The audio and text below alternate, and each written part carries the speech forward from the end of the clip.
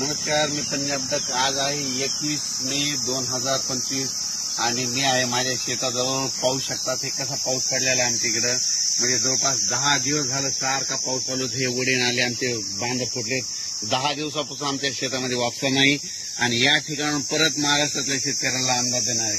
राज्यातल्या सर्व शेतकऱ्यांना सांगू इच्छितो की आज 21 मे, आज पण 21 मेला दुपारी 3च्या नंतर राज्यात पुन्हा जोरदार पाऊस पडणार आहे. म्हणून हा अंदाज म्हणजे हा पाऊस 25 तारखेपर्यंत खूप पडणार आहे. त्याच्यानंतर 26, 27, 28, 29, 30ला थोडा कमी प्रमाणात होईल.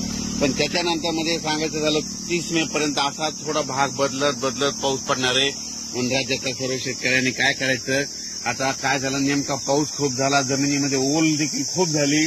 पण काय झालं, शेतकऱ्यांच्या शेतात दुरुस्त नसल्यामुळं अडचणी येत आहेत. म्हणून राज्यातल्या सर्व शेतकऱ्यांना सांगू इच्छितो की तुम्ही काय करा, जशी वेळ भेटेल तसं काय करा, तुम्ही तुमचे शेत दुरुस्त करा.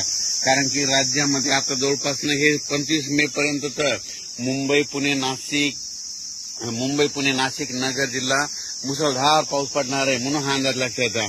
आज देखील मुंबईला मुसळधार पाऊस असणार आहे. मुंबईकरांनी सतर्क राहण्याची गरज आहे. म्हणून हा अंदाज लक्षात आहे. आणि राज्यात मात्र दररोज 2-2 दिवस प्रत्येक ठिकाणी मुक्काम करत हा पाऊस संपूर्ण राज्यावर पडणार आहे. विदर्भात पडणार आहे, पूर्व विदर्भात पडणार आहे, मराठवाड्यात पडणार आहे, पश्चिम महाराष्ट्र, उत्तर महाराष्ट्र, दक्षिण महाराष्ट्र, कोल्हापूर इकडे सगळीकडेच पडणार आहे. म्हणून हा अंदाज लक्षात येतात.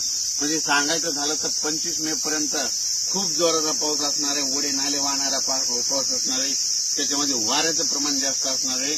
म्हणून आणखीन एक खास करून, कारण की या पावसामध्ये सर्व माझ्या शेतकऱ्याला एक विनंती आहे की तुम्ही काय करा, तुमची ह्या 25 मे पर्यंत तुमची जनावरे असे झाडाखाली बांधू नका.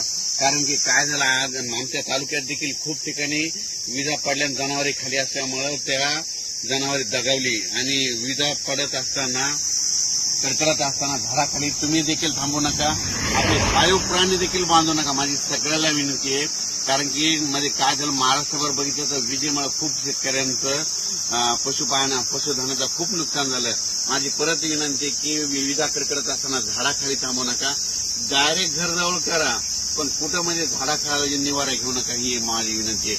आणि राज्यातल्या सर्व शेतकऱ्याला सांगितलं होतं की मध्ये तुम्ही काय करा, 30 मे पर्यंत तुम्ही तुमचे कामं आटपून घ्या. त्याच्यानंतर काय होणार आहे, परत वातावरण तयार होणार आहे आणि यावर्षी लवकर पेरणी होण्याचा चान्स आहे. म्हणजे सांगायचं झालं तर जूनच्या दुसऱ्या आठवड्यात चांगली पेरणी लागेल. आणि कारण की तोपर्यंत 30 मे पर्यंत पाऊस असल्यामुळे हे शेत दुरुस्त होणार नाही. कारण तुम्हाला मग दुरुस्त करण्यासाठी 1, 2, 3 जूनला ऊन वाढणार आहे. 1, 2